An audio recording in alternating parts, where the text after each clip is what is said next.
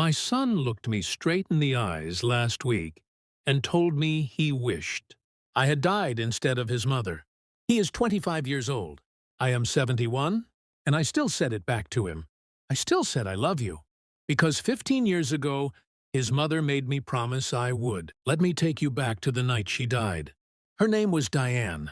We had been married 19 years when a truck ran a red light on Route Sende Dendros di Tano to Puerto Santonin. 9 and took her. From us in about 4 seconds. Ethan was 8 years old.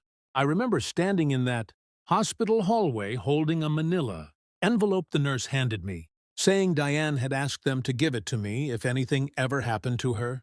Not if she got sick. Not if she got old. If anything ever happened. Like she knew. Inside was a letter. 1 page. And at the top, in her handwriting, it said, "Do not open the second envelope until Ethan turns 10. I did not understand it then. I do not think I was supposed to. For 2 years I kept that sealed envelope in the drawer of my nightstand, and every single night I looked at it before I turned off the light. Ethan grieved the way an 8-year-old grieves, which is to say in bursts. He would be fine for a week, laughing at cartoons, and then he would scream at me for putting the wrong cereal in his bowl like I had committed a crime. I thought that was normal. I thought it would pass. On his 10th birthday, after he went to sleep, I opened the second envelope. It was longer, 4 pages, and what it said changed the next 15 years of my life, though I did not know it that night. Diane wrote that Ethan was going to start pulling away from me, and that it would get worse before it got better, and that no matter what he said to me, no matter how badly he treated me, I had to tell him I love him every single night before he went to sleep. Not when he earned it, not when he said it back. Every night, even the nights he screamed at me to get out of his room, even the years he stopped answering. She wrote one more thing. She said, "Do not stop until he says it first." And underneath that, she had underlined 3 words twice. "He will test you." I thought at the time this was a mother's grief talking, a woman trying to control something from beyond her own death, because she could not control the cancer she never told me she was afraid of, could not control the truck on Route 9. I folded the letter, put it back in the drawer, and that night I walked into his room and said it anyway. "I love you, buddy." He was half asleep and he just grunted. I had no idea what was coming. By 12, Ethan was different. Cold. He would flinch when I hugged him. He told his teacher I scared him, which was not true, but it was the first time. I understood he was building a wall and putting me on the other side of it. I told him I loved him that night anyway. He did not answer. By 15, the wall had a name. He told me, calmly, over dinner, that it was my fault his mother was dead. Because if I had picked her up from work like I was supposed to that day, she never would have been driving on Route 9 at that hour. I had never told anyone that detail. I do not know how he knew it. Maybe he heard it from her sister at the funeral. Maybe he had been carrying it for years, waiting for the exact moment it would hurt the most. That night, sitting in the wreck of that sentence, I still walked into his room and I still said, "I love you." He looked at me like I was a stranger standing in his doorway. By 18, he was gone most nights.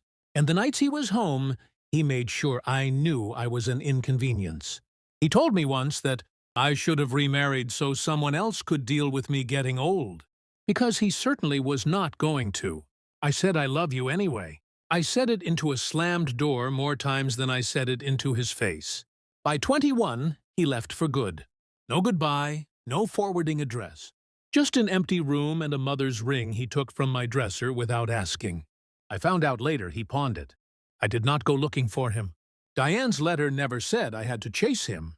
It said I had to tell him. So on the nights I did not know where he was, I said it out loud to an empty house, like a man losing his mind. Because a promise made to a dying woman does not come with an expiration date just because her son moved out. Somewhere in those years I stopped being able to work full shifts. My knees went first, then my back, then, 3 years ago, my heart. I had a bypass at 68, and nobody sat in that waiting room but a neighbor named Carol who barely knew me. I remember thinking, lying on that table before they put me under, that if I died right there, The last thing I ever said to my son was a voicemail he never returned. I did not die, but something in me got quieter after that. Slower. I started wondering if Diane's instruction had been less about him and more about keeping me from becoming a bitter old man who hated the child he raised. Then, 4 months ago, Ethan called me. First time in almost 2 years. He did not say hello. He said, "Do you know what today is?" I did not at first, and then I did. It was the anniversary of his mother's death. He came over that night, and he was 25 years old, sitting on my couch, and he finally said the thing I think he had been carrying since he was 8. He said, "I was supposed to be picked up from soccer practice that day too, not just Mom's shift. She was rushing because of both of us." He said, "I've hated you for 15 years because it was easier than hating myself for being the reason she was on that road at all."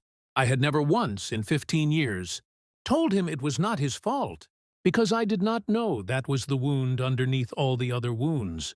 I told him that night, and I told him one more time, "I love you." For the first time since he was 8 years old, he said it back first. I asked him afterward if he remembered all those nights. I said it even when he screamed at me, even when he was not home, even after the ring, even after 2 years of silence. He said he remembered every single one. He said some part of him kept waiting for me to finally stop, to prove he was right about being unlovable, and I never did. He said that was the only reason he ever came back at all. I am 71 years old. I buried the woman I loved most in this world when I was 56, and I spent 15 years saying 3 words to a son who spent most of that time trying to make me stop.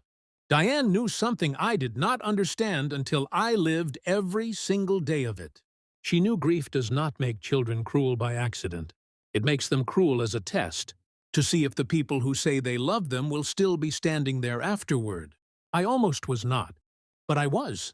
If there is one thing I would tell any parent standing where I stood 15 years ago, holding an envelope they do not want to open, it is this: say it anyway. Say it on the nights it costs you nothing, and say it on the nights it costs you everything. You may not find out why for 15 years, but you will find out.